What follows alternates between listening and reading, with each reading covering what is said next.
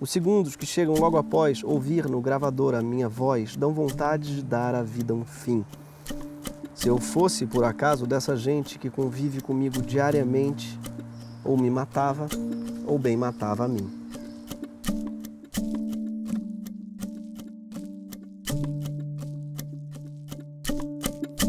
Desde pequeno que eu escrevo, mesmo antes de escrever. Pegava uma caneta, ficava rabiscando, minha mãe, o que você está fazendo? Estou escrevendo. Enchia papel e papel com rabisco, assim. Parecia aqueles eletrocardiogramas. Assim. E aí eu era muito tímido, nunca pensei que ia ser ator, até que eu pisei no tablado, com 9 anos, no teatro tablado. Aí eu pisei no palco, alguma coisa aconteceu ali que eu fiz as pessoas rirem sem querer. E acho que foi meu nome que eu falei. Qual é o seu nome? Sobe, se apresenta, subi no palco, falei Gregório. Um moleque chamado Gregório, o nome nonagenário Gregório, não tem nenhum Gregório com menos de 90 anos. E aí as pessoas viram aquele menino falando Gregório, riram.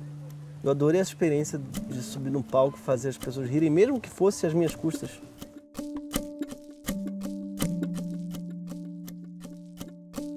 Porque quando eu me formei na PUC, eu me apaixonei pela forma clássica.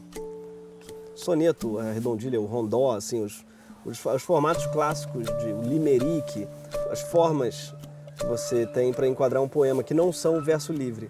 Na modernidade descobriu o verso livre e aí parece que esqueceu os outros versos, que são também uma ótima maneira de se chegar no livre.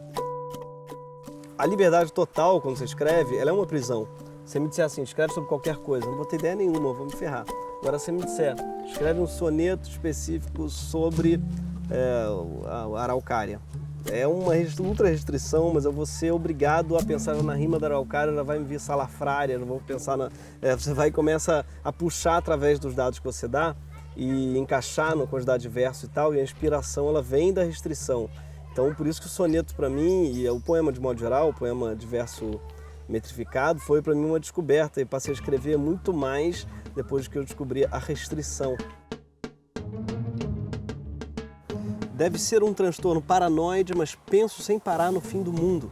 Se pintar na atmosfera um asteroide, ele chega lá em casa num segundo.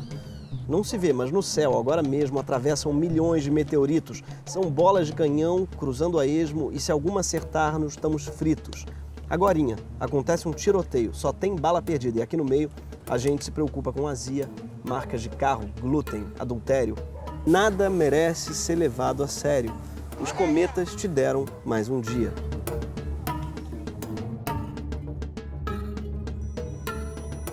Tenho pena de quem é meu amigo, pois deve desejar a minha morte. Nasci, graças a Deus, com uma sorte, a de não ter de conviver comigo. Garantiram, não tem nenhum perigo, jamais serei de mim o meu consorte. Não há chato no mundo do meu porte, só a vocês concedo esse castigo. Os segundos que chegam logo após ouvir no gravador a minha voz dão vontade de dar à vida um fim. Se eu fosse por acaso dessa gente que convive comigo diariamente, ou me matava ou bem matava a mim.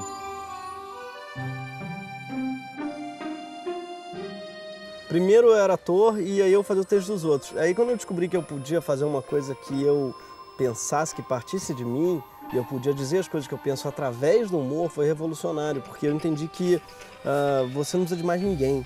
Isso é muito bom. Porque o ator, às vezes, ele fica meio escravo de convites, de convites, seja de produtor, seja de diretor, seja de um texto que ele se apaixone. Um autor de cinema, um roteirista de esquete, a gente escreve pensando no ator que vai falar, pensando como é que aquilo vai ser filmado e tal. Então, a princípio, eu rejeitava a ideia de um livro, porque o livro ele é o contrário, as coisas perdem muitas vezes quando elas vão para o papel.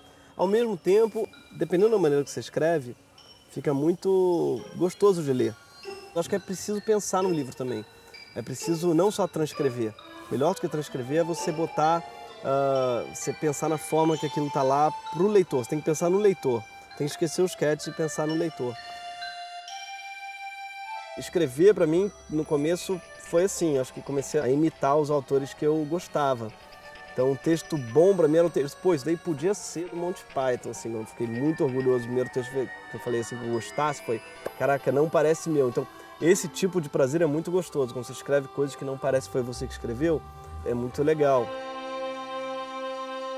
O livro que eu queria indicar para vocês é Formas do Nada, do Paulo Henriques Brito. É, para mim, o maior poeta desse país. Eu tive a sorte dele como professor, foi quem fez eu me apaixonar pela poesia.